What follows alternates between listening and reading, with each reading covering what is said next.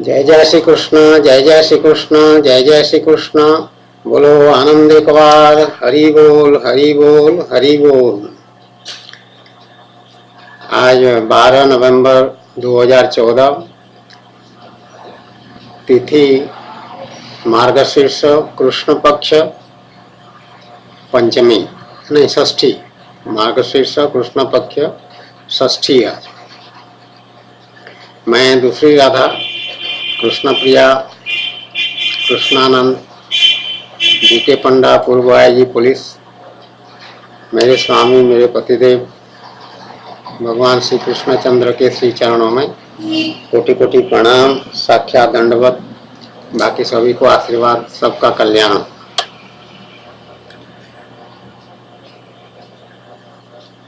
हम लगातार चर्चा कर रहे हैं कल से, जिसका विषय है बिग बैंग, पोप और सनातन धर्म। सृष्टि रचना, सृष्टि रचना के बारे में ये इन सभी का क्या मत है, क्या स्थिति है, उसकी चर्चा हम कर रहे हैं।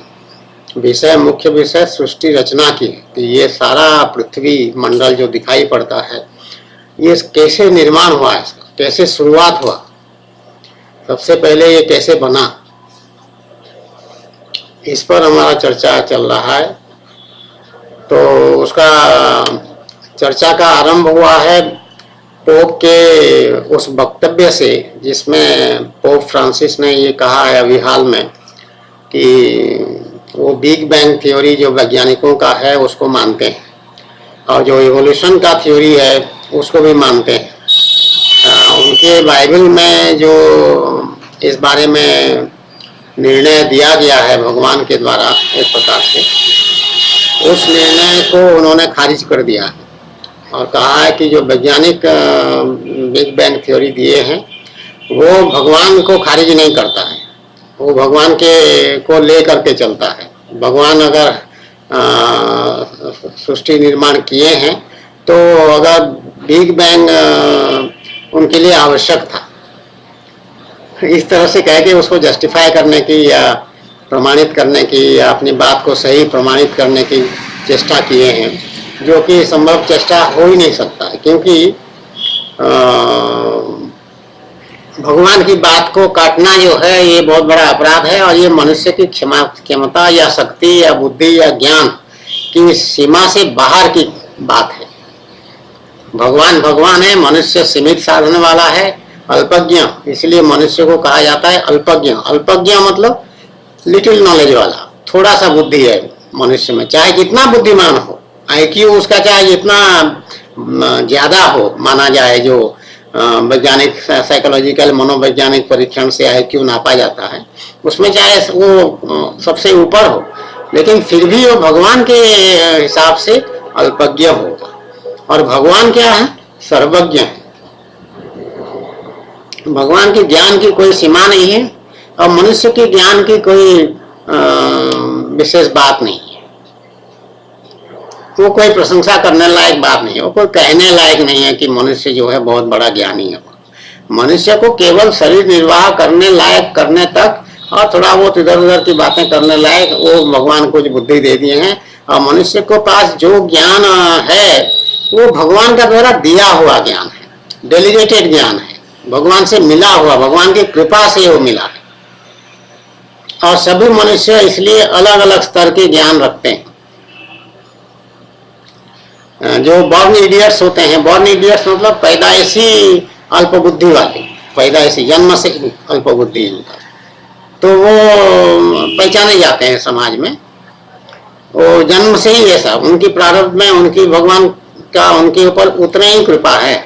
मनुष्य जन्म तो दे दिए लेकिन बुद्धि सीमित कर दी, एकदम थोड़ा सा दे दी बुद्धि, लेकिन उससे उसका शरीर निर्वाह हो जाएगा, लगभग हो जाएगा। जब पशु पक्षियों का शरीर निर्वाह हो जाता है तो मनुष्य का शरीर निर्वाह कैसे नहीं हो। और एक और विशेष बात है जो सनातन धर्म में है और ईसाई धर्म में नहीं है। सनातन धर्म जो है मनुष्य को भगवान बना देता है, making of a god out of a man, ये संभव है।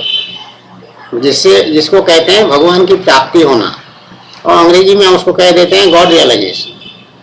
तो वो फिर भक्ति मार्ग में जब भक्त को भगवान की प्राप्ति हो जाती है, भगवान की कृपा की प्राप्ति हो जाती है, उसका भक्ति सिद्ध हो जाता है, भगवान कृपा कर देते हैं, तो तब वो भगवान का दर्शन भी करता है, भगवान के साथ उठता बैठता है, भगवान के साथ खेलता है, नाचता है, गाता है, खाता है, पीता है, भगवान के साथ सब काम करता है, भगवान से वार्तालाप भी होता है, उसका कम्युनिकेशन होता है। Communication with God is possible only in भक्ति मार्ग इन सनातन धर्म। लेकिन ईसाई धर्म में ऐसी कोई बात है नहीं, हमने सुना नहीं, ना कभी पढ़ा है, ना कुछ। ईसाई धर्म का पराकाष्ठा क्या है, सबसे आखिरी में उनको क्या उपलब्धि होती है, जो अच्छा क्रिश्चियनिटी में अच्छे तरीके से रहेगा, सदाचार में रहेगा, अच्छा क्रिश्चियन का क्या प्राप्ति होता है, उसको क्या फल मिलता है। इस बारे में थोड़े दिन पहले हमने देखा था, एक चर्चा कहीं पर हो रहा था, तो इंटरनेट में ही हमने देखा। तो उनका सबसे बड़ी उपलब्धि ये है मनुष्य जीवन में साधना या साधक का या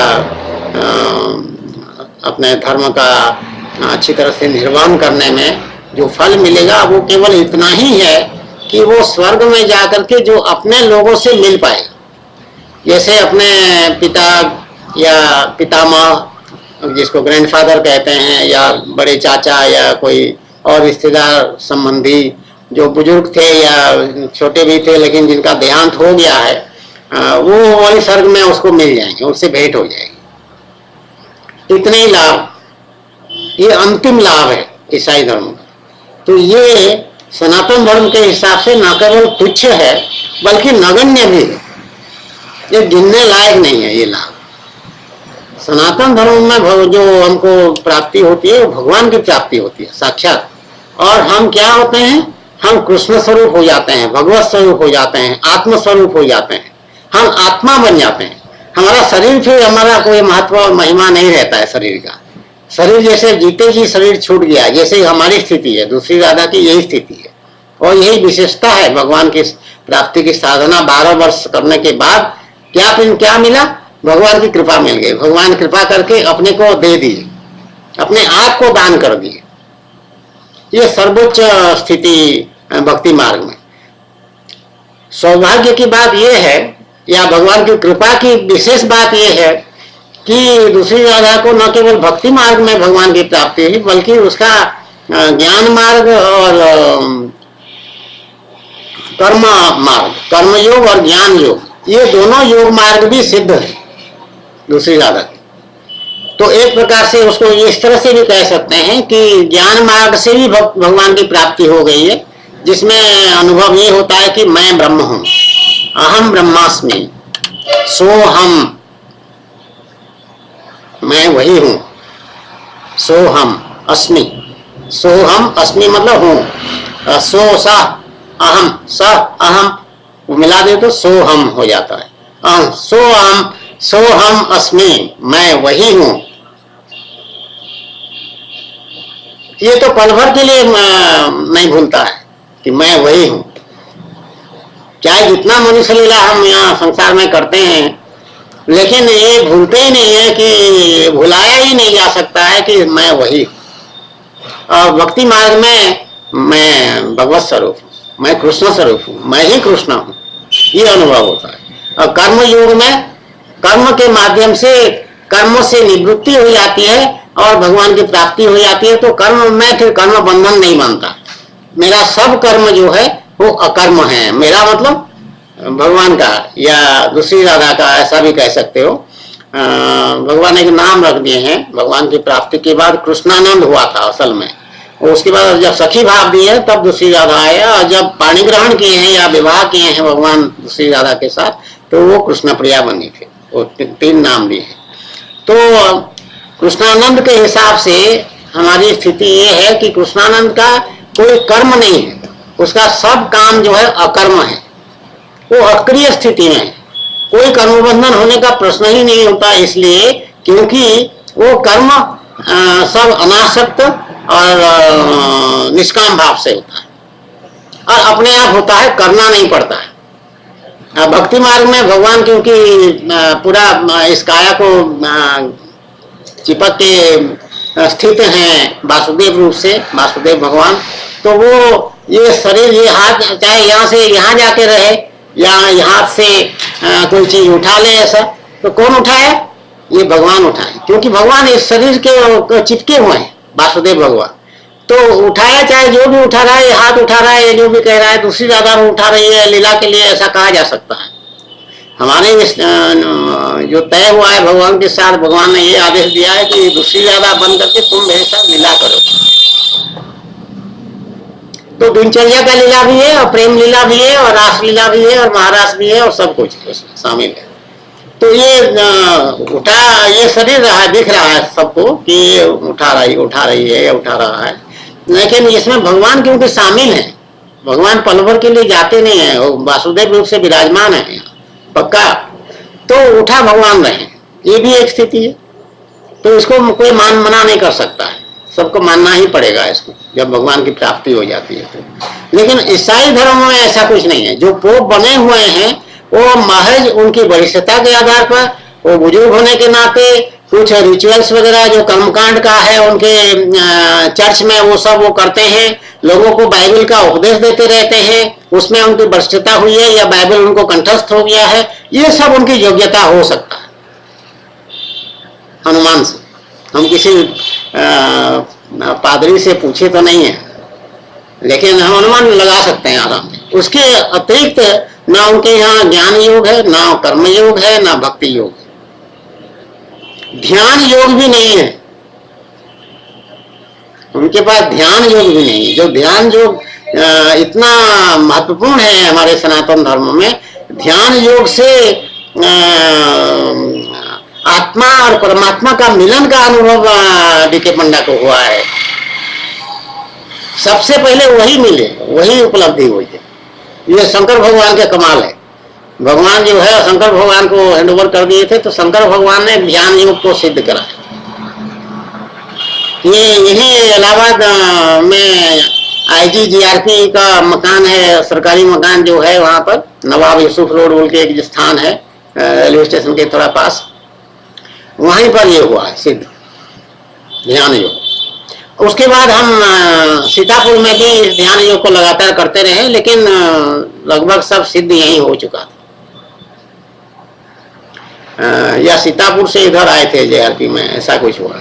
हाँ, सीतापुर से ही जेआरपी में आए, तो जेआरपी इलाहाबाद में सरकारी मकान में वो सिद्ध हुआ है। तो वो पुण्य स्थान है, पुण्य भूमि है, दिव्य हो गया, वो तीर्थ हो गया वो मकान। जो उसको अगर कोई समझे तो वो तीर्थ है।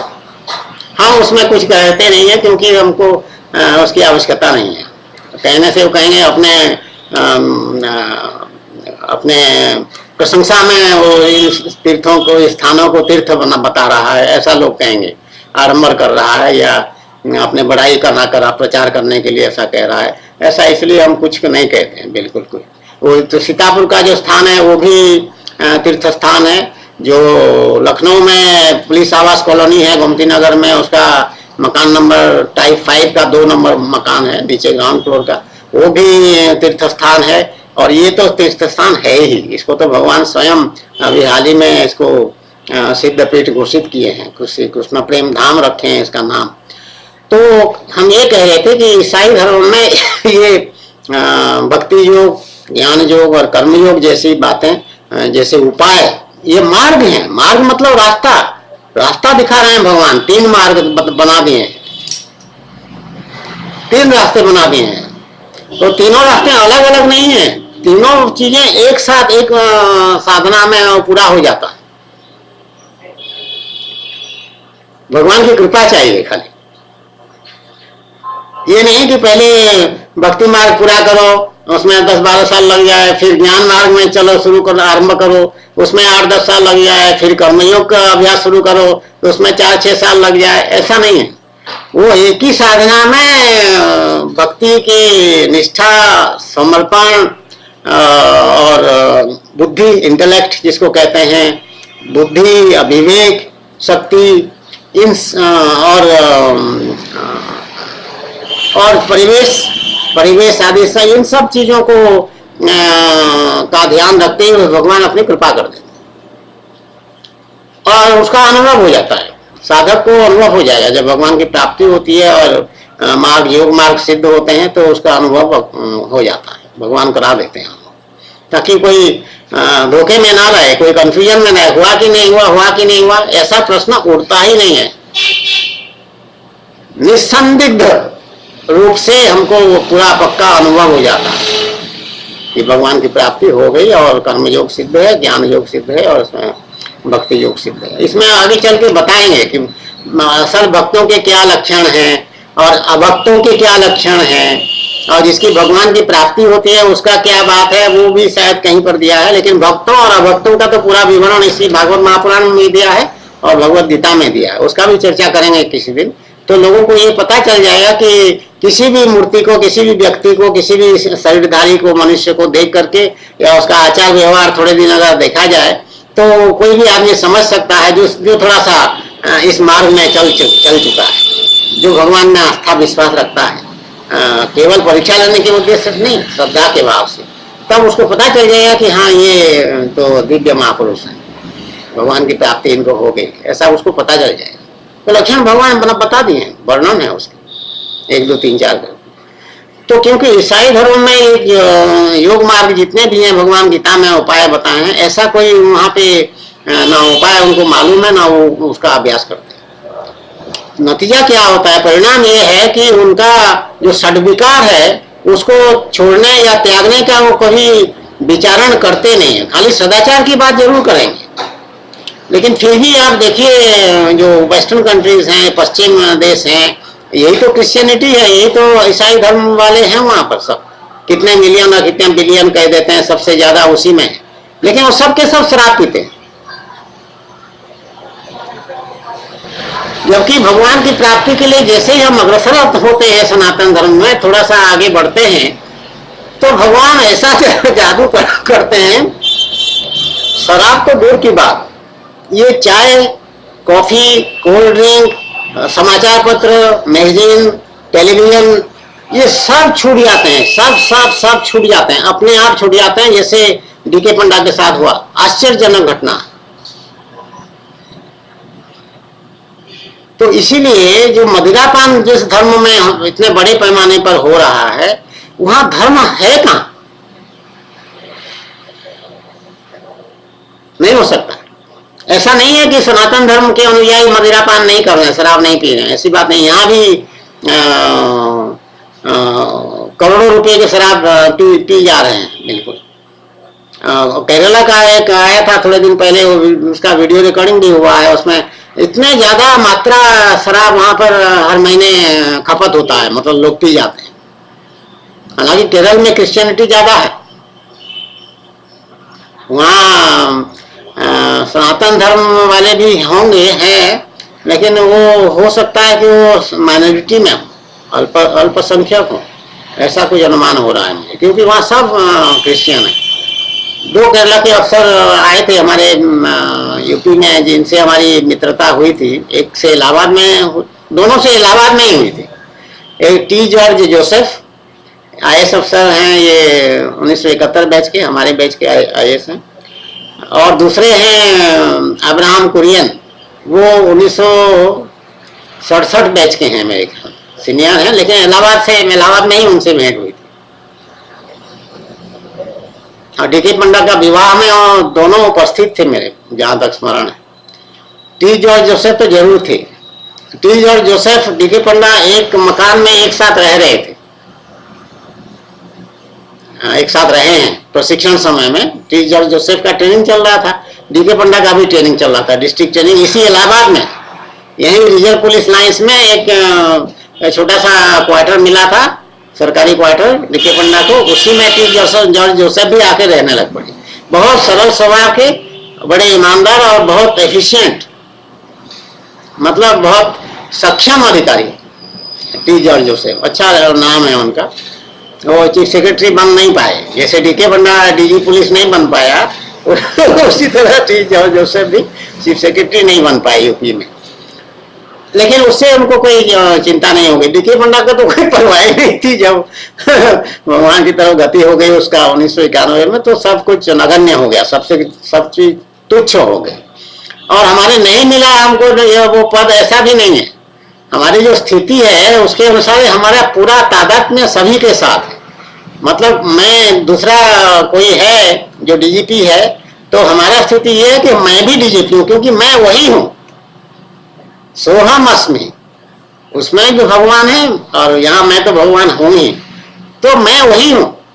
भगवत महापुराण में भी यही बात कहा है कि जितने मनुष्य तुम देख रहे हो, पशु पक्षी जितने देख रहे हो, सुन रहे हो, जान रहे हो, वो सब मैं ही हूं, मेरे अंश हैं और मैं ही हूं, ऐसा नियम है। तो इसलिए कोई चीफ सेक्रेटरी है तो मैं चीफ सेक्रेटरी हूं, कोई मुख्यमंत्री है तो मैं मुख्यमंत्री हूं, कोई प्रधानमंत्री है तो मैं प्रधानमंत्री हूं, कोई राष्ट्रपति है तो मैं राष्ट्रपति हूं, कोई फिल्म एक्टर है तो मैं फिल्म एक्टर हूं, कोई खिलाड़ी है तो मैं वही खिलाड़ी मैं हूं। तो हमारी स्थिति ये है, पूर्ण एकता, हमारे में कोई संदेह की गुंजाइश नहीं है। अब भेद बुद्धि बिल्कुल नहीं है। जब भेद बुद्धि नहीं है और पूर्ण एकता है तो फिर बचा क्या? कुछ नहीं बचा। फिर वही के वही वही वही वही वही वही सब सब वही एक परमात्मा कृष्ण, श्री कृष्णचंद्र सभी कुछ। तो इस प्रकार से सनातन धर्म जो है विलक्षण है और वो भगवान को की पहचान कराता है। और सनातन धर्म में नियम ये है कि जिसको भगवान की प्राप्ति नहीं हुई है वो भगवान को जान नहीं सकता। भगवान की प्राप्ति हो जाने पे भगवान उसको जना देते हैं, इसलिए वो जानता है। अपनी शक्ति से, अपनी काबिलियत से, अपने बल से, अपने बुद्धि से नहीं जानता है। भगवान उसको जना देते हैं, अपनी प्राप्ति करा करके वो उसको ज्ञान भी दे देते हैं कि मैं क्या हूं, तो वही जानता है। और जो संसार में रहता है, संसार में रहते हुए संसार को कोई नहीं जान सकता, ये दूसरा नियम। तो जितने संसारी लोग हैं, जैसे पोप है, पोप संसारी मनुष्य है, आध्यात्मिक मनुष्य नहीं है। पूजा पाठ करने वाला पुरोहित है हमारे सनातन धर्म के अनुसार, हम इतना कह सकते हैं। वो पूजा पाठ करता है, कुछ रिचुअल्स वगैरह करता है। क्रिश्चियन लोग वहां जाते हैं और उनको नए बच्चा पैदा होता है तो उनको छू करके कुछ करते हैं और उनको आशीर्वाद देते हैं और उसका कल्याण के लिए जो भी करते हैं स्पर्श आदि से, वो सब रिचुअल्स हैं। वो सब हमारे पुरोहित वो सब काम करते हैं।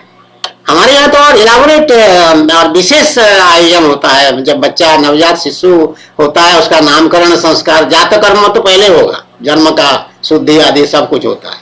वो अशुद्ध होता है जब पैदा होता है, उसके शुद्धिकरण होता है। शुद्धिकरण के बाद सब साफ सुथरा पूरा परिवार होता है उस जन्म के बाद। उसके बाद उसका 21 मतलब उड़िया में कहते हैं 21 दिन जब हो जाता है उसका वो कार्यक्रम एक संस्कार होता है। और फिर नाम अन्नप्राशन, अन्नप्राशन, फिर नामकरण, मतलब उसको बच्चे को अन्न खिलाते हैं, फिर उसका नामकरण संस्कार होता है, नाम दिया जाता है। तो कितने संस्कार, और सब में यज्ञ आहुति आदि करके पंडित जी का श्लोक पढ़ना, और तो वातावरण एकदम दिव्य हो जाता है। जब संस्कृत भाषा में श्लोक पढ़ाया जाता है, उच्चारण होता है किसी घर में एक स्थान पर एक कमरे में बैठ करके, और सब लोग परिवार वाले बैठे हुए हैं, कोई अतिथि अभ्यागत भी आके बैठते हैं, पास पड़ोस भी आके बैठते हैं, तो सबका भगवान की तरफ ध्यान रहता है। भगवान में श्रद्धा भाव से सब मर्यादा के साथ वस्त्र आभूषण पहन करके मर्यादित होकर के वहां बैठते हैं। उच्छृंखल होकर नहीं बैठते हैं, गंभीर होकर के बैठते हैं और पूजा के जो भी कार्यक्रम चल रहा है उसमें भाग लेते हैं, सबको देखते हैं। तो दृष्टि से और कान से श्लोक सुनने से वो स्वयं भगवान उनके अंदर जो विराजमान है वो एक्टिवेट हो जाते हैं ऐसा समझ सकते हो। वो दिव्यता उनके अंदर जागृत हो जाता है। भगवान क्या है? चैतन्य शक्ति है, दिव्यता है, दिव्य है, तो दिव्यता जागृत होता है, तो उनका और शुद्धिकरण होता है। उनके पाप नष्ट होते हैं, जो भी पाप कमाते हैं वो पाप नष्ट हो जाता है, दिव्य पवित्र अनुभव करते हैं। उस समय वो लोग अपने आप को फिर प्रसाद उसाद पा करके और पवित्र होते हैं। भगवान का प्रसाद मिलता है। सब कोई भी कार्यक्रम होगा सनातन धर्म में, हिंदू धर्म में, प्रसाद तो जरूर मिलेगा आखिरी में। तो छोटे छोटे बच्चे जो हैं वो मुख्य रूप से प्रसाद के लिए जमे रहते हैं। वहां उछल कूद करते रहेंगे, खेलते खालते रहेंगे, प्रसाद की तरफ नजर होगा। जैसे प्रसाद बंटना शुरू हो गया आके खड़े हो जाएंगे, कितनी बढ़िया बात है। तो उनका संस्कार हो रहा है, उन बड़े थोड़ा सा बड़े बच्चे भी जो हैं वो उनका संस्कार उनको मिल रहा है प्रसाद खाने का, भगवान की पूजा हो रहा है, देख रहे हैं उसमें उनको अटपटा नहीं लग रहा है। तो ये सनातन धर्म। तो वो सब क्योंकि उसमें नहीं है, तो सनातन धर्म में जब भगवान की प्राप्ति हो जाएगी, जैसे हमारी स्थिति है अभी दूसरी राधा की, और इसको अगर कोई कहो कि तुम भगवान की बात को काट दो, कोई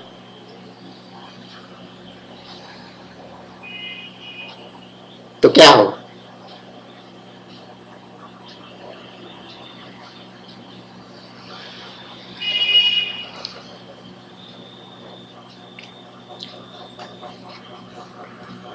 मैं निरुत्तर हूं भगवान की बात को काटने के नाम, निरुत्तर, कोई उत्तर नहीं। ऐसा कोई प्रस्तावना हो सकता है कि भगवान की बात को कोई काट सके? ऐसा कोई बात हो सकता है? ऐसी कोई स्थिति पैदा हो सकती है कभी? असंभव। भगवान भगवान है, भगवान की बात को कैसे काटने की विचार तुम्हारे मन में आया? जैसे यहाँ जो माघ मेला होता है, माघ मेला में एक बार कार्यक्रम में लोग मुझे बुला के वहाँ से ले गए यहाँ से, और वहाँ पे भगवान की सेवा में कुछ हुआ, नृत्य संगीत गीत आदि भगवान का भजन कीर्तन हुआ।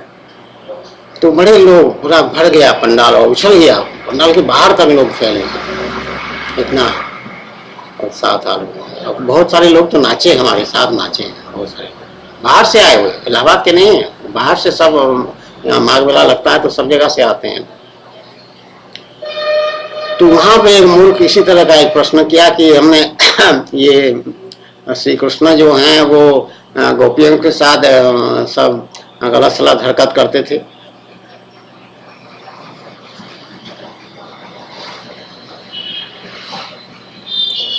तो ये दुर्बुद्धि है, ये पापी पाप कर्म करने की प्रवृत्ति है।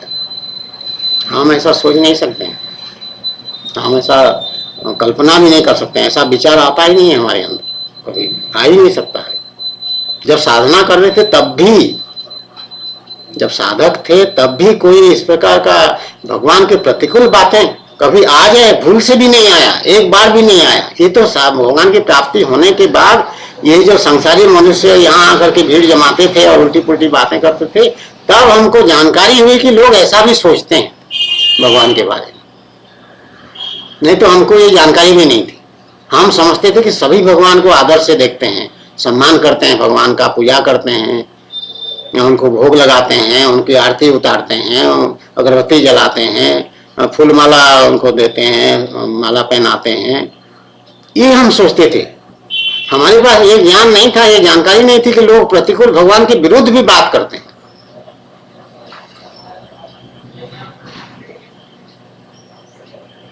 तो भगवान की प्राप्ति होने के बाद ये सब जानकारी हुई, क्योंकि लोग बाग यहाँ बहुत ज्यादा घुस के चले आते थे, आशीर्वाद मिलेगा तो क्या चमत्कार हो जाएगा, उनके जीवन में पैसा मिल जाएगा या क्या मिल जाएगा, ये सोच के आते। सब भगवान से मैंने कहा, सब बंद हो गया। ये संसारी बुद्ध पाप कर्म करना चाहता है, भगवान का अपराध करने से भी हिचक नहीं रहा है। ये दुस्साहसी व्यक्ति, ऐसे दुस्साहस है, घोर दुस्साहस। तो पोप के लिए ये कहने में उसने एक पल नहीं लगाया कि जो हमारे बाइबल में है वो सही नहीं है और जो साइंटिस्ट वैज्ञानिक लोग कह रहे हैं वो सही है। खाली उसमें इतना जोर दिया कि वैज्ञानिक लोग कह रहे हैं वो भगवान को काटता नहीं है, भगवान के विरुद्ध नहीं है, इतना खाली कह। लेकिन जो बाइबल में दिया है उसको तुम कैसे काटने की हिम्मत की? हमारे जो शास्त्र, उनका बाइबल मनुष्य लिखा है, कई मनुष्य मिलकर के लिखे हैं, स्वतः स्पष्ट है। हमारा धर्म ग्रंथ या वेद उपनिषद जो है अपौरुषीय है। अपौरुषीय मतलब किसी मनुष्य का कलम उसमें नहीं लगा, किसी मनुष्य की बुद्धि उसमें नहीं लगा है। ये भगवान के श्वास से वेद निकला है, इस तरह की बातें भी हैं। और वेद अपौरुषीय मतलब वो दिव्य है, भगवत स्वरूप है, इसीलिए विलक्षण है। तो हम इनको, इसकी एक शब्द भी हम काट नहीं सकते हैं, ना काटने की हमारी साहस है, ना ऐसे हम सोच भी सकते हैं, नहीं सोच सकते। हम टोटली पूरा के पूरा हम ग्रहण करते हैं, शास्त्र में जितने भी हैं, चाहे जितना अटपटा लगे वो चीज, हम उसको परेशान नहीं होते हैं, हम उसको सहज और सहर्ष ग्रहण करते हैं। तो जब भगवान के साक्षात्कार तुम्हारा नहीं हुआ, जैसे पोप का है, तो तुम भगवान को, बाइबल को चाहे जितना बार काट दो, तुमको वो आराम लगेगा, सही लगेगा। जैसे हम कोई चिट्ठी लिखते हैं किसी एक ऑफिस से दूसरे ऑफिस को, जब हम चिट्ठी लिखते थे और ड्राफ्ट बनता था, तो उसमें जब मन करे हमको तो हम उसको एक पैराग्राफ पूरा हटा देते थे, फिर दोबारा उसको ड्राफ्ट होता, फिर अगर जरूरत हो तो तीसरी बार ड्राफ्ट होता था, तब फाइनल होने के बाद वो चिट्ठी जाती थी। तो ये चिट्ठी जैसी बात हो गई कि जब चाहे उसका ड्राफ्ट को आप चेंज कर सकते हैं। वो ड्राफ्ट नहीं है, हमारा वेद उपनिषद जो है ये भगवान के ग्रंथ हैं और भगवत स्वरूप है। और ये भागवत महापुराण जो क्या है, भागवत महापुराण जो है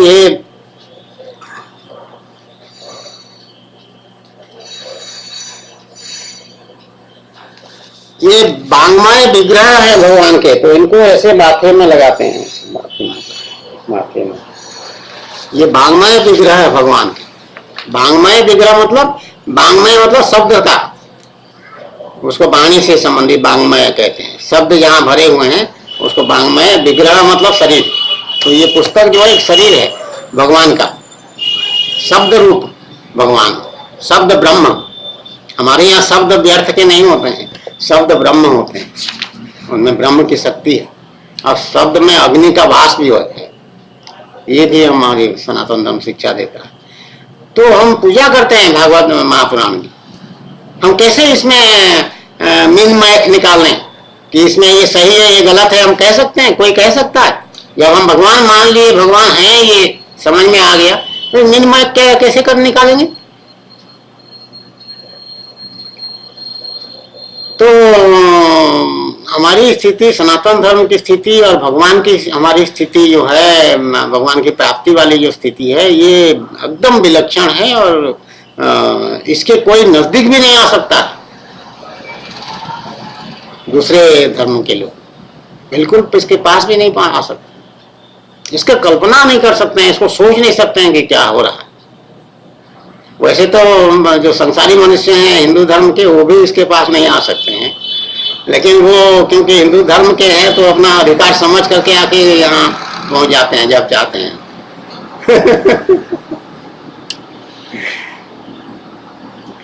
कोई भी सन्यासी, साधु सन्यासी कुटिया में रह रहा है गंगा जी के किनारे, तो मिला उला होता है तो लोग पहुंच जाते हैं वहां दर्शन करने के लिए, खुशी से जाते हैं और हक समझ के जाते हैं, अधिकार से जाते हैं कि अरे बाबा जी के पास चलेंगे, आशीर्वाद लेके आएंगे।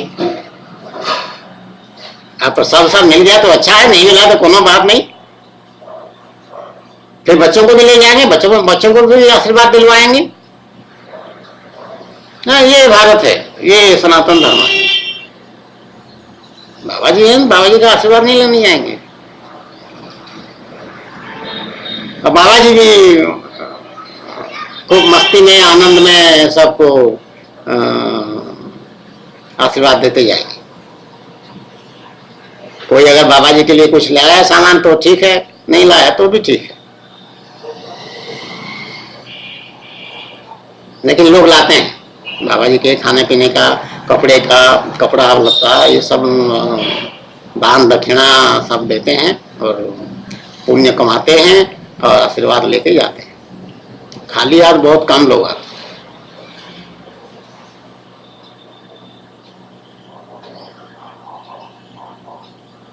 अब पूछते भी हैं बाबा जी कोनो जरूरत तो नहीं है, बताइएगा, सेवा बताइएगा, सेवा बताइएगा, ऐसा भी कहते हैं। तो सेवा बताइएगा जो पूछते हैं उसमें से कुछ लोग तो सचमुच सेवा करते हैं और कुछ लोग ऐसे पूछ के चले जाते हैं, उनका सेवा करने का रुचि असल में इरादा नहीं होता है।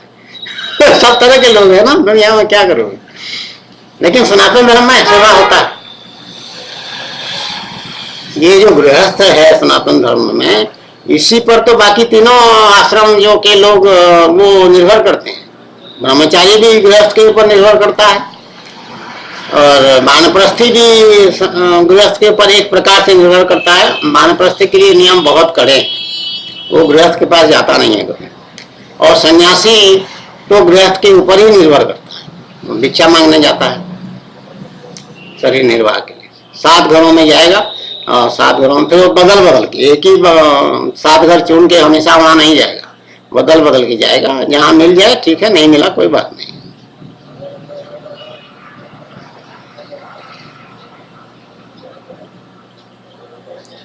ब्रह्मचारी के लिए तो नियम थोड़ा सा और है, क्योंकि ब्रह्मचारी गुरु के अधीन रहता है। तो ब्रह्मचारी जो भिक्षा मांग करके लाता है वो गुरु के सामने रख देता है, बस उसका काम हो गया। अब गुरु उसमें से उसको जितना देंगे वो उसको श्रद्धा से पा लेगा, कहते हैं खा लेगा या पा लेगा।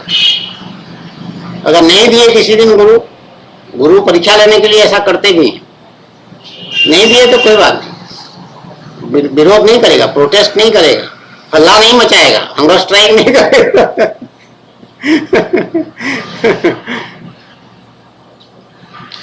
गुरु आज्ञा जैसा, जैसी गुरु की इच्छा। तो अपने को पूरा न्यौछावर करते हैं, इसी को न्यौछावर कहते हैं कि गुरु उसके साथ जैसे व्यवहार करें वो गुरु बिल्कुल सही कर रहे हैं। गुरु गलत कर रहे हैं ये कोई ब्रह्मचारी कह नहीं सकता। अगर वो कह दिया तो ब्रह्मचारी नहीं रह सकता, ब्रह्मचारी रहने लायक नहीं है, व्यर्थ है उसका ब्रह्मचारी व्रत जो है वो व्यर्थ चला, बेकार हो गया। तो सनातन धर्म में ऐसी स्थिति है, हम भगवान को केवल एक संभावना के रूप में नहीं देखते हैं, भगवान को हम वास्तविक रूप से देखते हैं, जानते हैं और दर्शन भी करते हैं और स्पर्श भी करते हैं, आलिंगन भी पाते हैं, उनका आलिंगन करते भी हैं और पाते भी हैं, दोनों चीज होता है। और छूते भी हैं और वो भी हमको छूते हैं। हम ये सब अनुभव से हम गुजर चुके हैं, हमको अनुभव हो चुका है, सब हो रहा है। हो चुका मतलब खत्म हो गया ऐसा नहीं है, ये खत्म हो ही नहीं सकता है। ये सब जो इंद्रियों का अनुभव है, ये जब तक शरीर है, इंद्रियां हैं, तब तक ये चलेगा। और जब हम शरीर हमारा छूट जाएगा तो भी हम भगवान के साथ दूसरे शरीर में रहेंगे और वो सब आनंद हमको मिलता रहेगा। ये हमेशा के लिए हो गया, ये कभी समाप्त अंत होने वाला नहीं है, समाप्त नहीं होगा। तो ऐसी स्थिति में हम किसी भी प्रकार से हमारे वेद उपनिषद का जो बातें हैं उसको हम कभी भी काट नहीं सकते हैं, भगवान को हम कभी अस्वीकार या काट नहीं सकते हैं, या कोई संशोधन नहीं कर सकते, ऐसी कल्पना भी नहीं कर सकते, ऐसे सोच विचार भी हमारे अंदर नहीं आ सकता। तो ऐसे में चाहे बिग बैंग में हो चाहे अन्य कोई चीजें हो, जो सनातन धर्म ने बता दिया कि ऐसे ऐसे ये बातें हुई है। और जैसे हम भागवत महापुराण के 2य स्कंध के अध्याय 5 के कुछ श्लोकों को पढ़ रहे थे, इस बारे में सृष्टि रचना के बारे में, इसमें विस्तृत विवरण दिया हुआ, महतत्व आदि सब बातें इसमें लिखा हुआ। तो ये इसकी प्रेरणा से वो होता है, उसकी प्रेरणा से ये होता है, इस तरह की वो सब बातें इसमें लिखी हुई है, वो सब हम पढ़ रहे थे, वही सब हम पढ़ेंगे आगे। और उसको सुनने में कोई मनोरंजन की बात नहीं है, ये कठिन विज्ञान की बात है, आध्यात्मिक विज्ञान की ये बात है। तो इसलिए मनोरंजन नहीं होगा इसमें, इसमें एक एक शब्द को ध्यान से सुनना पड़ेगा और शब्द को के अर्थ को ठीक से समझ करके उसको ग्रहण करना पड़ेगा, धारण करना पड़ेगा। तो ये कठिन साधना का काम है।